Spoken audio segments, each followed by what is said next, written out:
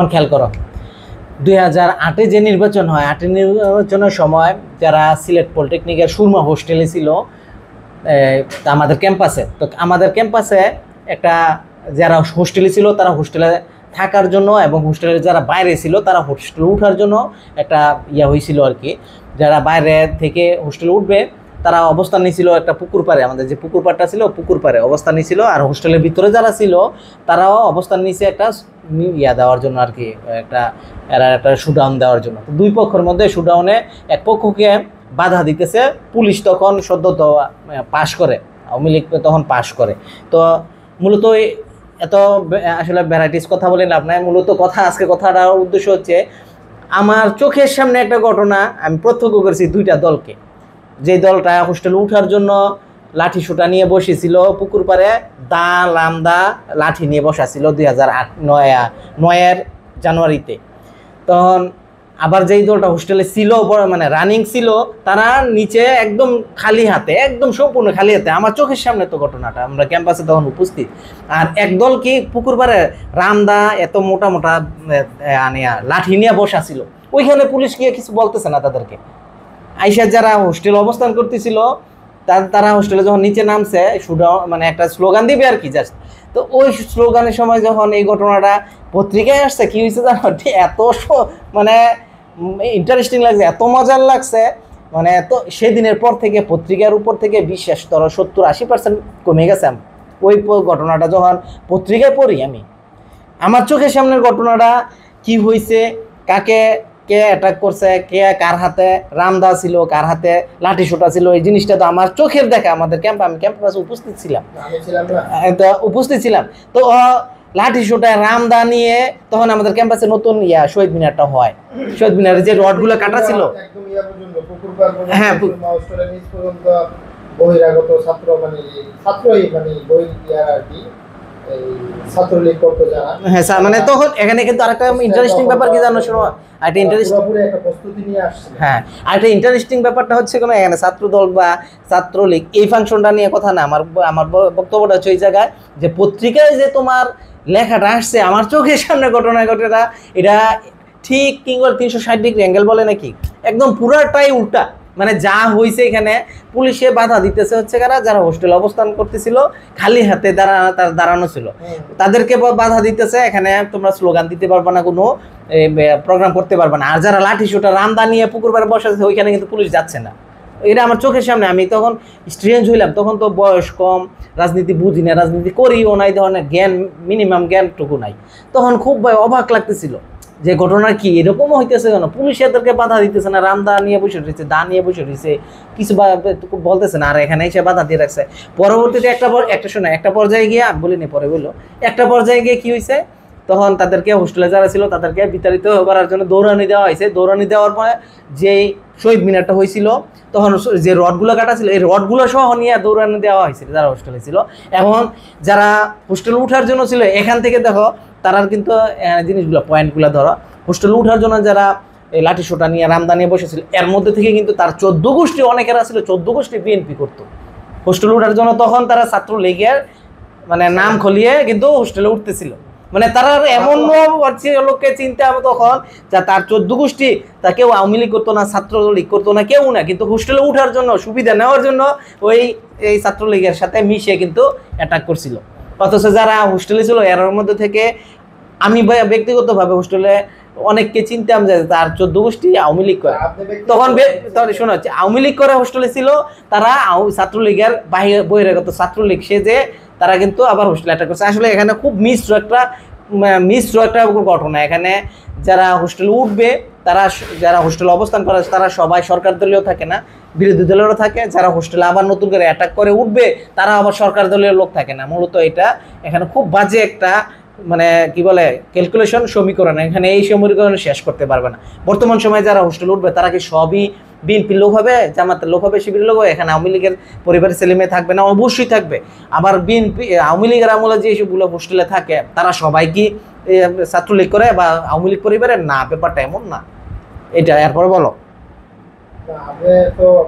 আমি মূলত পত্রিকার যে উল্টা আসে ঘটনা এরপর থেকে আমি পত্রিকা পড়া একদম বন্ধ করি, টোটালি বন্ধ করে দিছি। তখন তো আমিও থাকতাম আপনার জন্য হোস্টেলে 105 নম্বর রুমে। 105 নম্বর রুমে যখন থাকতাম তখনই এই জিনিসটা হয়েছে। তো মূল কথা হইল গিয়ে আপনার যখন সরকারের মানে পরিবর্তন হওয়ার সাথে সাথে ওই দলের লোকজনরা হোস্টেলগুলো নেওয়ার জন্য তারা মরিয়া হয়ে থাকে বা একটা মানে সুবিধা পাওয়া যায় যেহেতু হোস্টেলে থাকলে হোস্টেলগুলো আসলে এইভাবেই চলে আসছে, যুগ যুগ ধরে এইভাবে আসতেছে। এখনো আছে।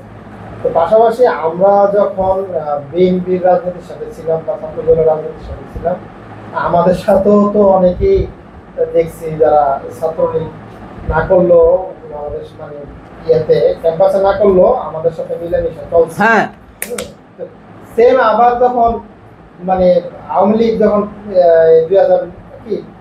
29শে ডিসেম্বর 2008 সালে যখন ক্ষমতা আসে, হ্যাঁ, তখন তো অনেক দেখা যায় বিএনপির লোকজনে আবার ওদের ছাত্রলীগ সেজে হোস্টেলে ওঠার জন্য মানে এটা কিছু থাকে, এরকম কিছু থাকে। এগুলো কিছু না, অনেক অনেক এগুলো আসলে ওদের আবার এমনও হয় তার আসলে রাজনৈতিক পরিচয় না, ওদের বদলে থাকার সুবিধা নেওয়া। আরেকটা জিনিস ইন্টারেস্টিং সবচেয়ে বেশি যেটা বলতেছিলাম, শেষ করে আমি যেটা বলতেছিলাম, মূল কথা হলো গিয়ে হোস্টেলগুলোর যে আমাদের এই যে বিএনপির সময় বা তত্ত্বাবধায়ক সরকারের সময় আমরা উঠছি, পড়াশোনার যে একটা পরিবেশ ছিল, পরবর্তীতে যে ছাত্রলীগের পোলাপাইন যেখানে উঠার পরে ওই পরিবেশ তো নাই মানে একটা বাজে পরিবেশ মানে সৃষ্টি করছে। কোনো এটা কিন্তু আবার এর আগের বিএনপির আমলও বাজে ছিল, যখন মুরাদরা ছিল তখনও কিন্তু বাজে ছিল, তখনও কিন্তু পরিবেশ তত ভালো ছিল।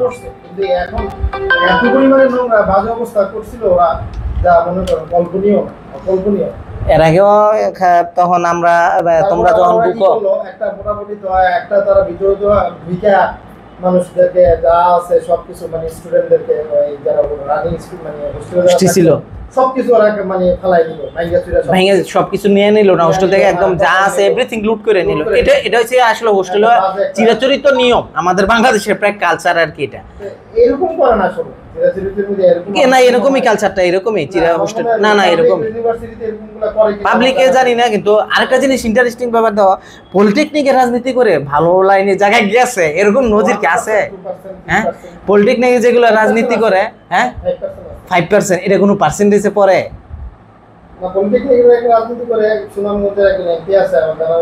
এগুলো রেয়ার কেস তো তুমি ধরতে পারো, এক্সেপশনাল তোমার উদাহরণ হইতে পারে না।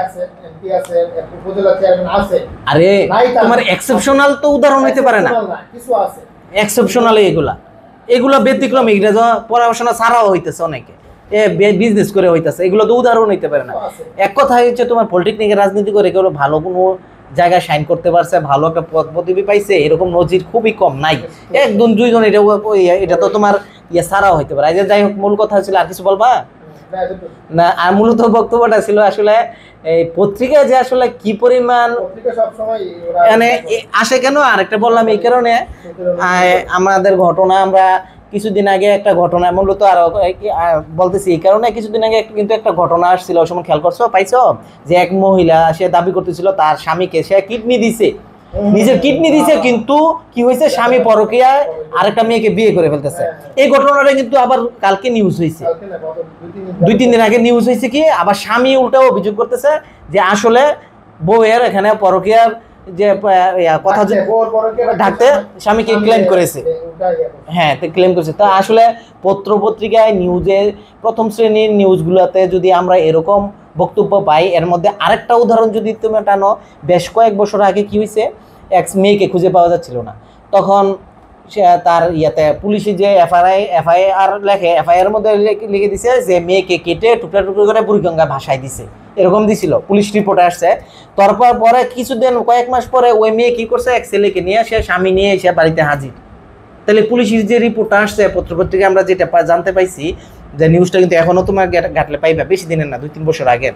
তো এখন দেখো মানে আমরা সাধারণ মানুষ কি পরিমাণ মানে হয়, মানে ধোকায় পড়ে নিউজ পড়ে মন্তব্য, আমরা যে একটা ফেসবুকে বা ইউটিউবে একটা খবর দেখে পত্রপত্রিকা দেখে আমরা কমেন্ট করে ফেলে, আসলে কমেন্টগুলো আমরা পত্রপত্রিকা পড়ে দেখে আমরা করে ফেলি, কিন্তু বিহাইন্ড দ্য সিন, ইংলিশে একটা কথা আছে বিহাইন্ড দ্য সিন, মানে দৃশ্য যা দেখি তার পিছনের গল্পটা কি আসলে আমরা সেটা জানার সুযোগ নেই। আমরা মানে ফ্রন্ট সাইডে যা দেখি তা নিয়েই আমরা আলোচনা করে ফেলি আমরা, এমন ধরনের তুচ্ছ-তাচ্ছিল্য করে ফেলি, যেমন কিডনির যে ঘটনাটা, বারবার এক মেয়ে তার স্বামী নিয়ে ভেগে চলে গেছে, একটা ছেলে নিয়ে ভেগে চলে গেছে, 3 মাস পরে সে স্বামী নিয়ে বাসা ফিরছে, অথচ FIR পুলিশ রিপোর্টে আসছিল কি তার মেয়েকে কাইটে টুকরে টুকরে বুড়িগঙ্গা ভাষায় দেওয়া হয়েছিল।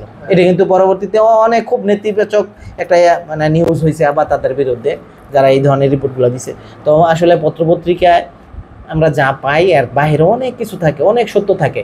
আমি একটা কথা বলি সবসময় সুমন, যে সত্য আসলে মানে ইস্টাবলিশ হয় না, প্রতিষ্ঠিত হয় না, সাময়িক সময়ের জন্য মানে পাবলিশড হয়, মানে প্রকাশিত হয়, অল্প সময়ের জন্য প্রকাশিত হয়, কিন্তু মিথ্যাটাই সমাজে প্রতিষ্ঠিত হয় লম্বা সময় ধরে।